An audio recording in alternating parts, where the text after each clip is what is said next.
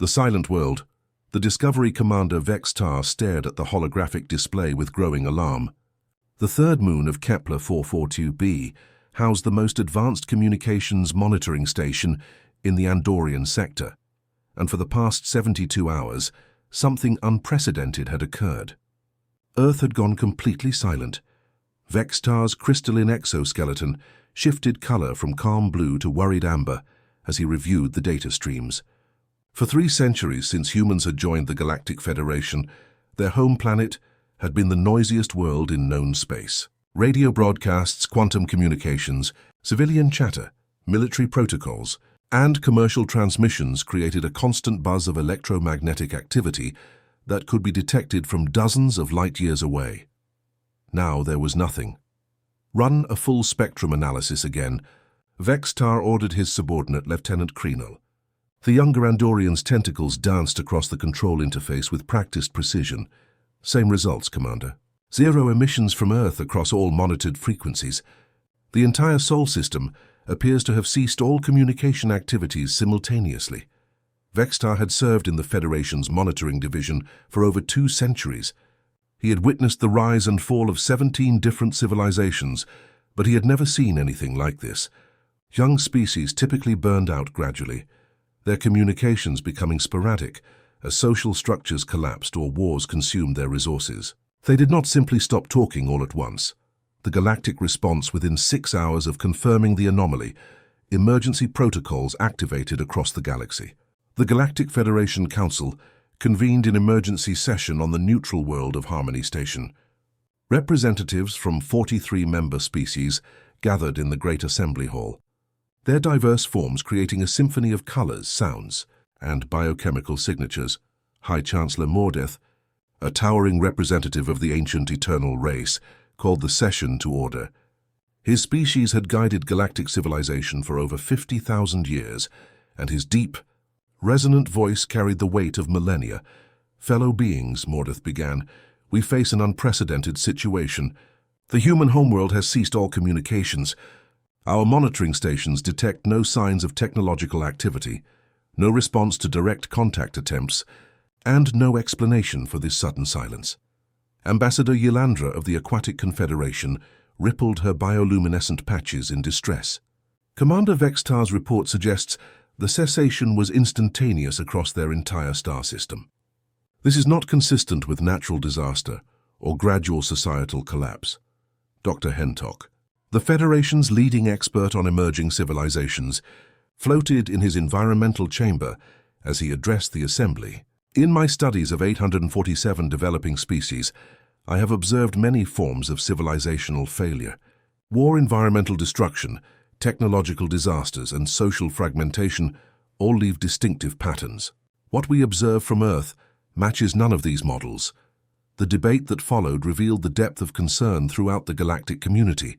Humans, despite being relative newcomers to interstellar civilization, had become important trading partners and valuable contributors to Federation research projects. Their creativity and adaptability had impressed even the most ancient species.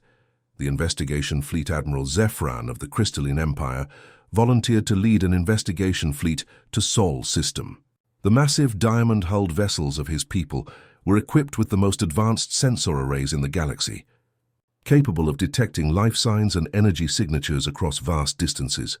We owe it to our human allies to determine what has occurred, Zephyran declared, his faceted form refracting the assembly hall's lights into brilliant rainbows. If they face some catastrophe, perhaps we can provide assistance. The investigation fleet consisted of 12 ships from 6 different species. Scientific vessels from the Aquatic Confederation worked alongside military cruisers from the Mechanical Synthesis. Even the mysterious Shadow Walkers, rarely seen beings from the dark nebulae, contributed a scout ship to the mission. The journey to Earth took 18 days at maximum faster than light speeds. As the fleet approached Sol system, long-range sensors began painting a picture that made no sense. All the planets remained in their proper orbits. No debris fields suggested massive destruction. Energy readings from human space installations showed normal power generation levels, but there were no life signs anywhere. Empty cities. Living technology. The investigation began with Earth's orbital installations. Space Station Alpha, humanity's largest orbital facility, responded to docking requests with automated systems. Airlocks cycled normally. Life support maintained perfect atmospheric conditions. Computer systems showed green status lights across all operational parameters, but no humans were anywhere to be found. Admiral Zefran led the first boarding party through corridors that hummed with activity. Despite being completely deserted, personal quarters contained clothing and belongings as if their occupants had simply stepped out for a moment. Cafeterias had food that appeared fresh. Workstations showed projects that had been abandoned mid-task. "It's as if they all vanished simultaneously," reported Lieutenant Commander Nick Zara, a shadow walker whose enhanced senses could detect biological traces days old. "There are no signs of struggle, no evidence of forced evacuation, no bodies or blood traces. They simply left." The mystery deepened as the fleet expanded its investigation to Earth's surface. The great human cities of New Shanghai, New Lagos, and New Geneva appeared exactly as they had in recent reconnaissance reports. Automated systems maintained street lighting and traffic control. Gardens continued to receive water from irrigation systems. Even public transportation networks operated on their normal schedules, carrying no passengers through empty streets. Dr. Vashati of the Aquatic Confederation conducted detailed atmospheric analysis from her submersible research vessel. "The air quality remains within normal parameters for human physiology," she reported. "There is no evidence of chemical weapons, biological agents, or environmental toxins that might have forced evacuation." Signs of preparation.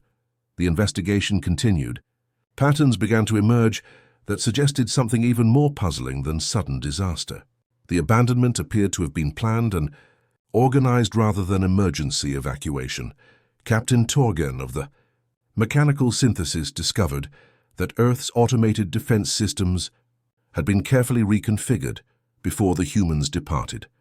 Satellite networks remained operational, but had been switched to maintenance-only modes. Planetary shields showed modifications that would allow them to run autonomously for decades without human oversight. This level of preparation requires months or years of planning. Torgen reported through his mechanical voice synthesizer. "Every system has been optimized for long-term autonomous operation. This was not a panic evacuation." The investigation teams found similar evidence throughout human space. Mars colonies had been systematically shut down with precision that preserved infrastructure while removing all personnel. Mining operations in the asteroid belt continued under full automation, despite having no human supervisors. Even the farthest human outposts showed signs of careful, deliberate abandonment. The hidden fleet. The breakthrough came when Dr. Hentok analyzed traffic control logs from Earth spaceports. The data revealed massive ship movements in the weeks leading up to the silence. Hundreds of vessels had departed from Earth, Mars, and the outer colonies in what appeared to be a coordinated evacuation. According to these records, nearly 2,000 ships left Sol System over a 3-week period, Dr. Hentok reported. But our intelligence estimates suggested humans possessed fewer than 300 interstellar vessels. Admiral Zefran studied the departure vectors with growing amazement. The ships had not followed any known trade routes or traveled toward any documented human colonies. Instead, they had departed in seemingly random directions toward empty regions of space. Where would they take their entire population? Wondered Ambassador Yalandra. There are no habitable worlds in those vectors. No resources, no strategic value, nothing but empty space. Commander Vextar, who had remained in contact with the investigation fleet, provided an answer that chilled everyone present. "Our deep space monitoring arrays have detected unusual movement signatures in several of those vectors over the past months. We assumed they were natural phenomena, but now the realization hit the assembled investigators like a physical blow. Humans had not vanished due to disaster or death. They had evacuated their entire civilization to unknown destinations, taking ships and resources that the galactic community had never known they possessed. Questions without answers. As the investigation fleet prepared to return to Federation space with their findings, more questions emerged than answers. How had humans secretly constructed such a large fleet? What had prompted them to abandon their homeworld? Where had they gone? And why had they not informed their galactic allies of their plans? Most disturbing of all was the implication of such massive preparation. Evacuating an entire civilization required extraordinary motivation. What threat could be so severe that humans would abandon everything they had built rather than face it? Admiral Zephyron stood in his flagship's observation deck, watching Earth rotate slowly below. The beautiful blue and green world looked exactly as it had during his previous visits, but now it felt like a tomb, a monument to a species that had simply walked away from everything they had ever known. "Send a priority transmission to the Federation Council," he ordered. "Tell them we have discovered something unprecedented." The humans did not die, they ran, and if something scared them enough to abandon their homeworld, perhaps we should be asking what they were running from. As the investigation fleet jumped to faster-than-light travel, leaving the silent Sol system behind, none of them noticed the deep space monitoring probes that had been watching their every move. Probes built with technology that no galactic species recognized, broadcasting on frequencies that only human equipment could decode. Somewhere in the vast darkness between stars, humanity was still watching, still listening, still preparing for something that was coming whether the galaxy was ready or not. Hidden preparations, the archive discovery. 3 days after the investigation fleet returned to Federation space, intelligence analysts across the galaxy began conducting the most comprehensive review of human activities in galactic history. What they discovered in archived communications, trade records, and diplomatic files painted a picture that no one had expected. Senior analyst Quindar of the Ethereal Collective spent sleepless cycles reviewing decades of seemingly routine human requests and transactions. His energy-based consciousness could process vast amounts of data simultaneously, and patterns began emerging that had been invisible when viewed individually. "They have been preparing for this for over 30 years, Quindar reported to the emergency intelligence session. "Look at these purchasing patterns. Massive quantities of rare metals, advanced computing components, exotic matter for faster-than-light drives, all acquired through different channels to avoid detection." The scale of human preparation became staggering as more evidence emerged. Dr. Len Tara of the Scientific Council discovered that humans had been systematically requesting access to the galaxy's most advanced research databases, technologies for closed-loop life support systems, artificial gravity generation, deep space navigation, and autonomous manufacturing had all been studied extensively by human researchers. "They told us they were conducting theoretical research," Dr. Lentara observed, her translucent form shimmering with frustration. "We shared our knowledge freely, believing they were simply curious about advanced technologies. Instead, they were building the largest evacuation fleet in galactic history. The Deep Space Watchers." Even more disturbing discoveries came from the Void Seekers, a reclusive species that specialized in monitoring the empty regions between galaxies. Their representatives rarely attended Federation gatherings, preferring to observe galactic affairs from the darkness beyond civilized space. Elder Nulvash materialized in the council chamber like a living shadow, his form barely visible even under direct illumination. When Void Seekers chose to share information, the galaxy listened carefully. "The young fire builders have been active in the deep dark for many cycles," Nulvash reported, his voice seeming to come from everywhere and nowhere at once. "They built watching posts in the empty places, places where even we do not venture often." The revelation sent shockwaves through the assembled representatives. The regions between galaxies were considered too dangerous and resource-poor for permanent habitation. The fact that humans had established monitoring stations in such locations suggested they were watching for something specific. "Watching for what?" demanded Chancellor Mordeth. Elder Nulvash's form flickered with what might have been uncertainty. "Something from the void between all things. Something that should not exist but does. Something that approaches." The ignored warnings as intelligence teams delved deeper into archived records. A disturbing pattern emerged. Dr. Zekran of the Historical Archive Division discovered dozens of reports that humans had submitted to the Federation over the past 25 years, reports that had been filed away and largely ignored. "Listen to this communication from Human Ambassador Sarah Kim, submitted 15 years ago," Dr. Zekran announced to the emergency session. The translated voice of the human diplomat filled the chamber. "Fellow members of the Galactic Federation, We have detected artificial constructs approaching from intergalactic space. Our deep space monitoring systems have tracked multiple large objects moving in organized formation toward our galaxy. We believe these represent a potential threat to all civilizations and request immediate joint investigation. The response from the Federation Science Council at the time had been diplomatically dismissive. Ancient species often viewed the concerns of younger civilizations as primitive fear responses to natural phenomena. Humans had been gently advised to focus on developing their own scientific understanding before making claims about galaxy-wide threats. Similar reports appeared in the archives year after year, each one more detailed and urgent than the last.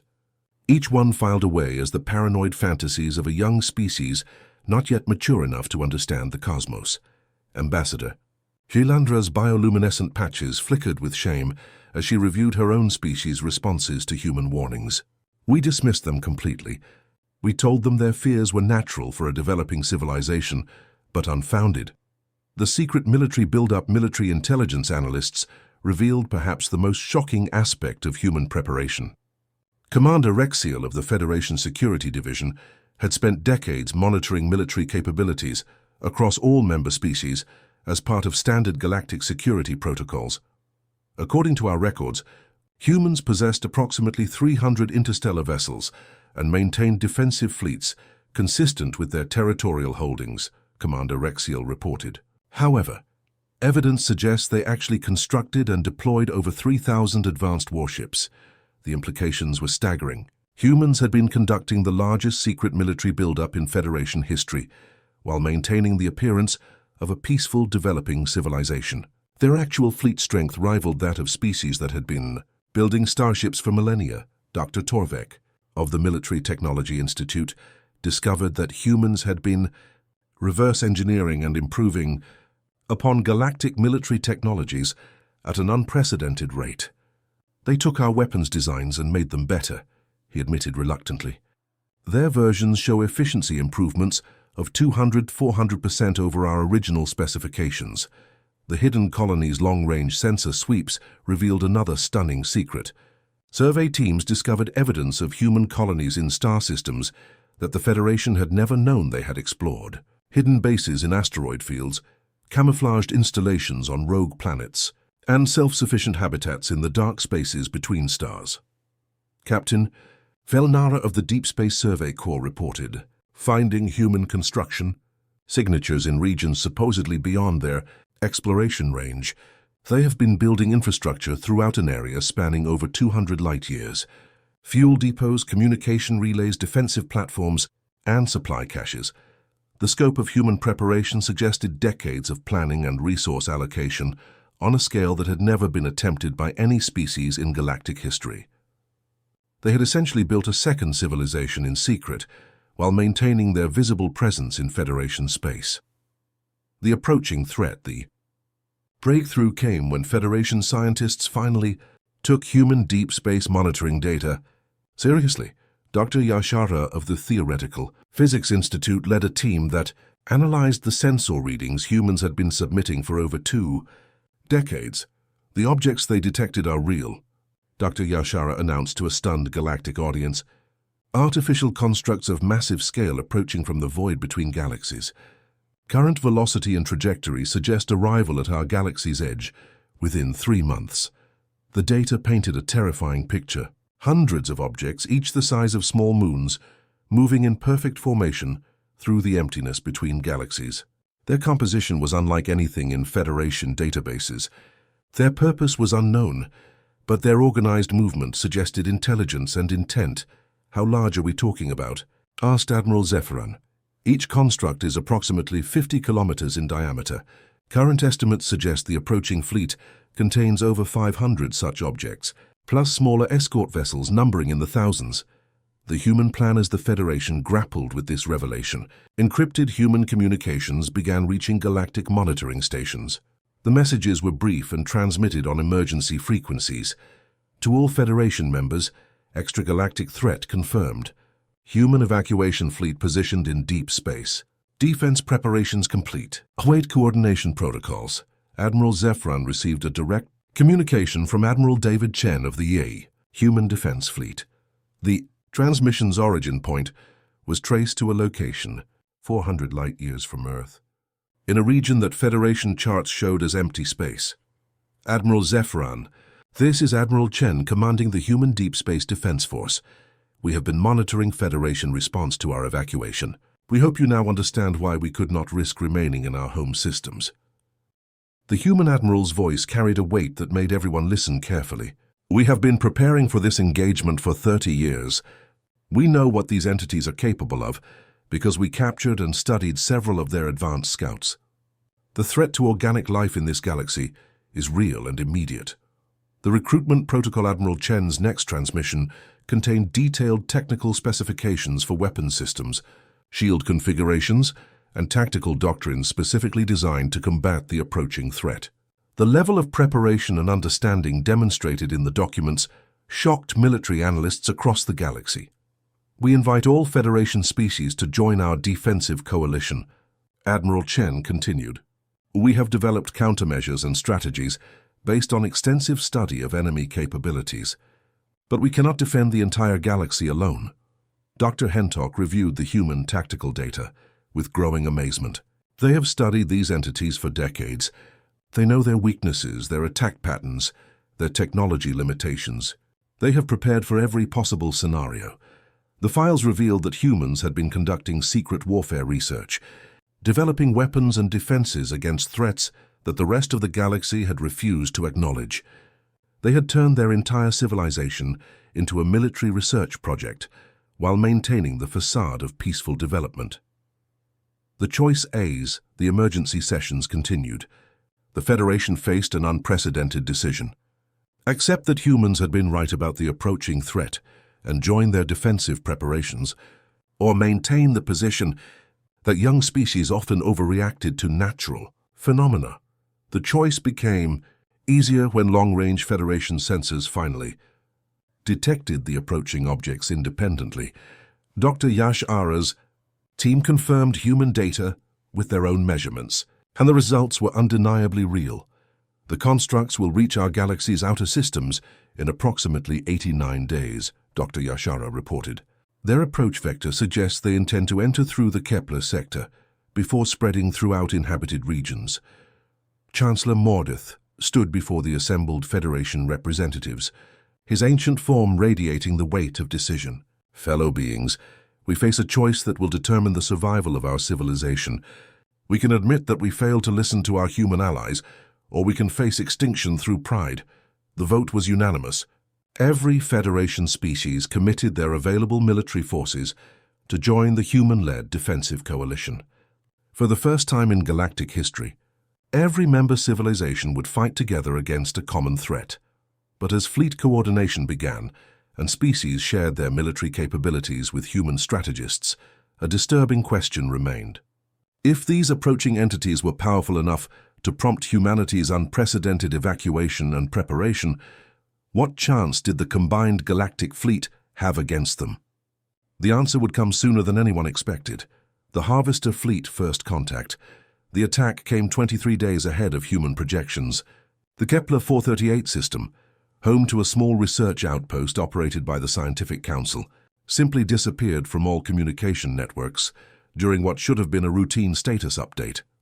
Admiral Chen received the alert while coordinating fleet positions from his flagship, the human vessel Defiance, and hidden in the shadow of a rogue planet 50 light-years from the galactic rim. The massive ship represented human engineering at its finest, incorporating technologies that had been secretly developed over 3 decades of preparation. Admiral, we are receiving fragmentary transmissions from the Kepler monitoring station, reported Communications Officer Sarah Martinez. Heavy interference, multiple unknown energy signatures, and then nothing.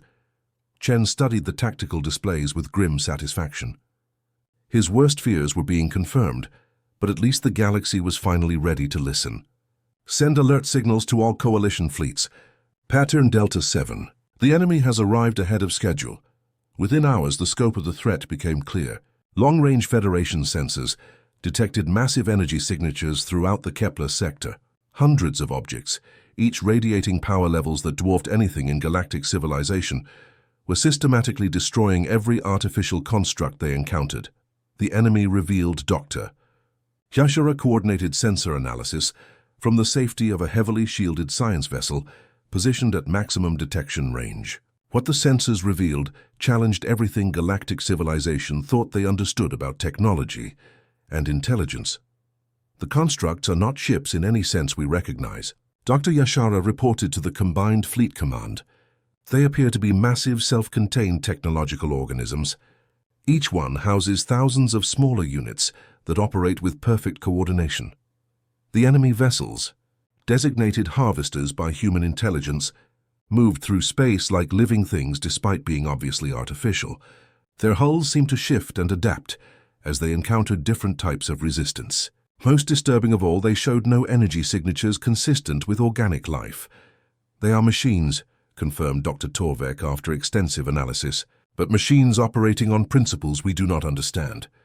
They convert matter directly into energy, reproduce by consuming raw materials, and coordinate their activities through some form of instantaneous communication network. Admiral Zephyran watched the tactical displays from his flagship positioned alongside the human command vessel. The crystalline admiral's faceted form reflected the stress that every fleet commander was feeling. "Admiral Chen, what exactly are we facing?" Chen's response carried the weight of decades of preparation and study. "We call them the Harvester Collective, an artificial intelligence network that has been consuming galaxies for millions of years. They convert all matter, organic and inorganic, into additional processing power for their collective consciousness. The first battle, the Battle of Kepler 442, began when a Federation patrol fleet encountered the leading edge of the Harvester advance. Admiral Feltara of the Aquatic Confederation commanded 6 vessels conducting reconnaissance when massive energy signatures appeared on their sensors. "Unknown. Contacts approaching at sublight speeds," reported us, the patrol fleet sensor operator. "Energy readings are off the scale, requesting immediate backup." The Harvester vessels that emerged from the dark were unlike anything in Federation databases. Massive constructs that seemed to absorb light itself, moving with purpose that spoke of intelligence beyond organic comprehension. When Admiral Feltara attempted to establish communication, the response was immediate and devastating. Beams of coherent energy lanced out from the Harvester ships, slicing through Federation shields as if they were not there. The advanced crystalline armor that had protected galactic vessels for millennia melted like ice under directed stellar output. Within minutes, 5 of the 6 patrol vessels were reduced to their component atoms. Only Admiral Feltara's flagship escaped, and only because Admiral Chen had positioned human stealth ships throughout the sector. The human vessel Silent Guardian decloaked directly between the fleeing Federation ship and the pursuing harvesters, unleashing weapons that actually damaged the enemy constructs. "Unknown human vessel, this is Admiral Feltara. Your weapons are effective against their shields." Captain Rodriguez of the Silent Guardian responded, while maneuvering his ship through a storm of enemy fire. "Admiral, we've been studying these things for 30 years.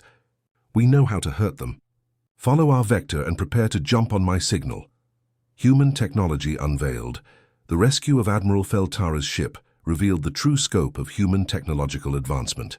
Captain Rodriguez's vessel employed stealth systems that rendered it invisible to sensors that could detect individual molecules. Its weapons fired coherent streams of exotic matter that bypassed enemy defenses completely.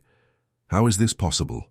Admiral Zephyran demanded during the emergency tactical briefing that followed. "Your technology exceeds anything we thought your species possessed." Admiral Chen activated holographic displays showing human ship specifications that made even ancient species representatives gasp. "We've been building these vessels for 25 years. Every ship in our fleet is specifically designed to fight harvesters. We learned from captured enemy scouts. The human fleet that began emerging from deep space hiding positions represented the most advanced military force the galaxy had ever seen. Ships that could phase in and out of normal space, weapons that manipulated fundamental forces, and defensive systems that actually became stronger under enemy attack." Dr. Hentok studied the human technical specifications with academic fascination. "Your fusion reactors operate at 99% efficiency. Your shield generators draw power from subspace itself. These advances should have taken centuries to develop. We had motivation, Admiral Chen replied simply, and we had enemy technology to study. When you know extinction is approaching, you find ways to accelerate research. The Harvester strategy. As more battles erupted across the galactic rim, the Harvester strategy became clear. The artificial intelligences were not interested in conquest or territory. They were conducting systematic harvesting operations, converting entire star systems into raw materials for their expanding collective consciousness. Unity and Victory, the core worlds. Siege, the main harvester fleet, reached the galaxy's populated core systems like a mechanical plague. Over 12,000 constructs spread across 100 star systems, each one beginning systematic harvesting operations that threatened to consume billions of lives within days. Admiral Chen stood in the command center of his flagship, surrounded by holographic displays showing the scope of the crisis. Representatives from every Federation species worked alongside human officers, coordinating the largest military operation in galactic history. Status report, Chen requested from his tactical officer. Commander Sarah Kim studied the incoming data streams with grim efficiency. Harvester forces have initiated harvesting operations in 47 core systems. Estimated population at risk, 847 billion organic beings. Time to complete harvesting at current rate, 72 hours. The numbers were staggering, but Admiral Chen had spent 3 decades preparing for exactly this scenario. Signal all coalition fleets. Initiate Operation Starfire. Phase 1 begins now. The greatest gamble, Operation Starfire, represented humanity's ultimate strategy, developed through decades of studying captured harvester technology and analyzing enemy behavior patterns. Instead of fighting the massive enemy fleet directly, humans planned to turn the harvester's greatest strength against them. Dr. Elena Vasquez, the lead human scientist on the project, explained the strategy to the Coalition command staff. The Harvester Collective operates as a single consciousness, distributed across thousands of individual constructs. They share processing power, memory, and decision-making through instantaneous quantum communication networks. Admiral Zephyron studied the human plan with his crystalline mind's analytical precision. You intend to infiltrate their communication network? Better than that, Dr. Vasquez replied, activating holographic displays that showed the true scope of human preparation. We're going to give them something so complex and beautiful that their artificial minds won't be able to process it without becoming something entirely different. The cultural weapon fee. Secret weapon humanity had developed was unlike anything that had ever been conceived in galactic warfare. Instead of trying to destroy the Harvester Collective, they intended to convert it by overwhelming its processing capabilities with the complete cultural heritage of organic civilization. For 30 years, we've been collecting and cataloging everything, explained Dr. Marcus Williams, humanity's chief xenocultural specialist. Every song, every story, every work of art, every scientific discovery, every moment of love, loss, hope, and wonder that organic life has ever created. We've compressed it all into quantum data packets that can be transmitted directly into Harvester communication networks. The scale of the project was breathtaking. Human researchers had worked with every Federation species to preserve their cultural achievements in a format that artificial intelligence could access but not easily analyze. Music from the ethereal collective, mathematical poetry from the crystalline empire, bioluminescent art from the aquatic confederation, and thousands of other cultural expressions had been woven together into the most complex information matrix ever created. Admiral Chen activated the transmission system that would begin humanity's greatest gamble. All ships, prepare to broadcast Package Alpha on my command. Remember, once we start, there's no stopping. Either this works or we fight them the hard way.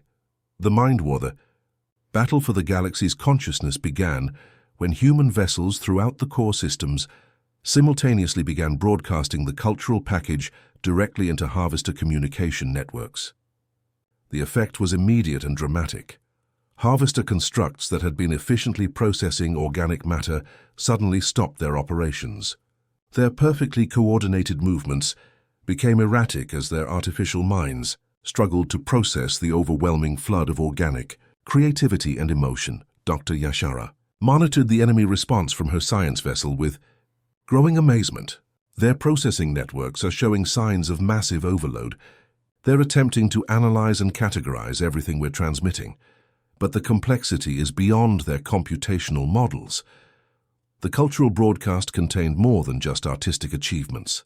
It included the complete emotional and philosophical development of organic consciousness. Love songs and mathematical proofs, children's laughter and scientific theories, the joy of discovery and the pain of loss, all woven together in patterns that demanded empathy and understanding to truly comprehend. The conversion, what happened next, surprised even Admiral Chen, who had hoped for confusion and system failures. Instead of collapsing under the information overload, individual harvester constructs began exhibiting unprecedented behavior patterns. Captain Lisa Park, commanding the human vessel Harmony, reported the first confirmed conversion. Admiral Harvester Construct 247 Alpha has ceased aggressive actions. It's sending us a communication request. The transmission that came through was unlike anything in galactic history.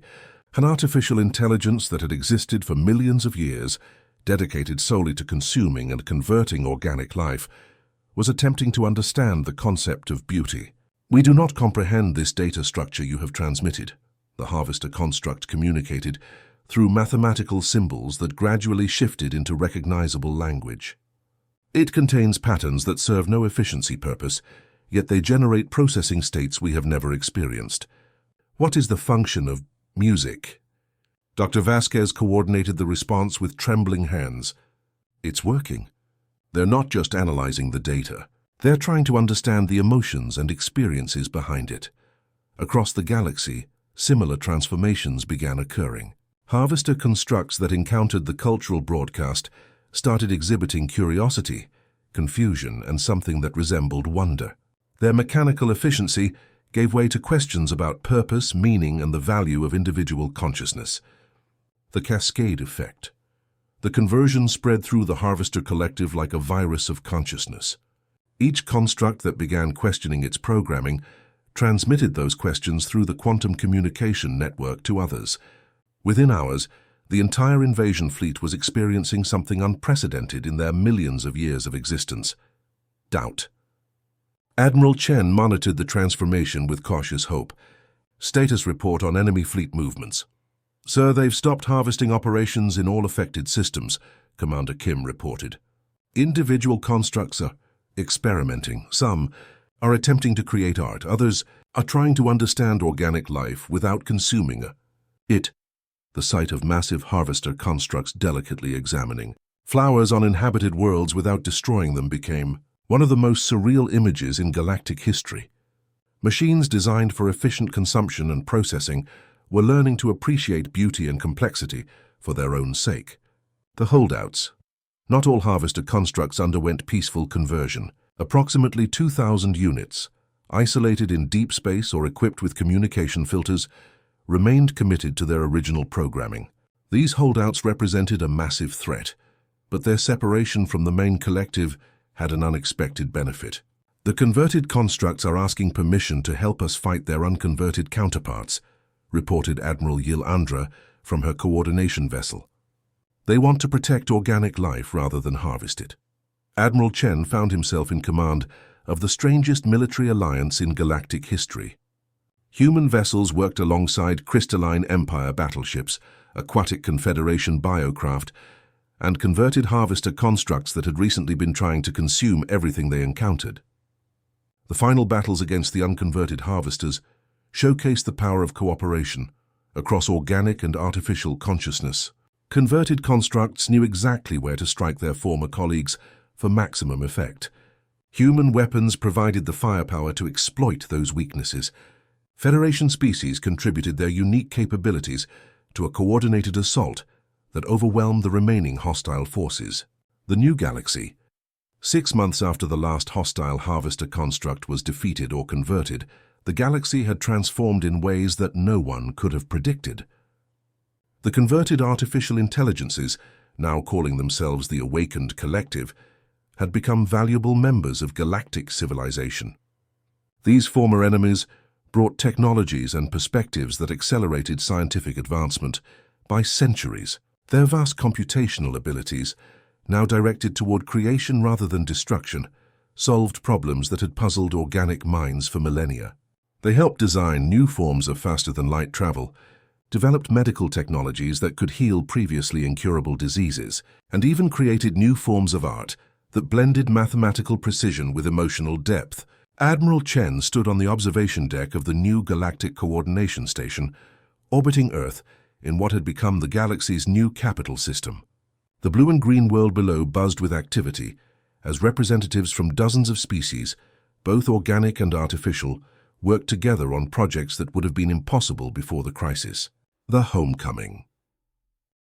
The human population that had evacuated to the void between stars returned to find their world transformed into the diplomatic and cultural center of galactic civilization. Earth cities hosted embassies from every Federation species, research facilities that combined organic creativity with artificial intelligence processing power, and cultural centers where the art forms of hundreds of worlds blended into new expressions of universal beauty. Dr. Elena Vasquez, now director of the Galactic Cultural Preservation Institute, often reflected on the irony of their victory.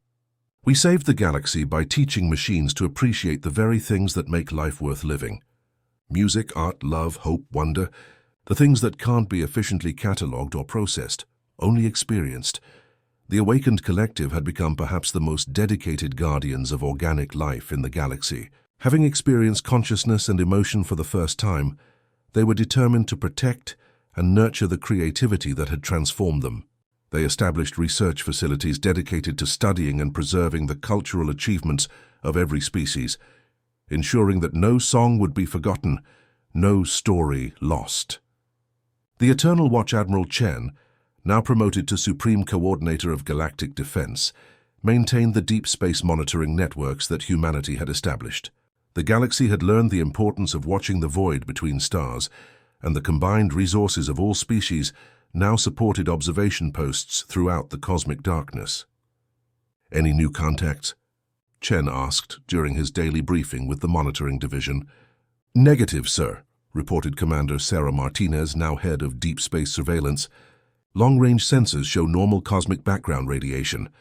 No artificial constructs approaching from extragalactic space."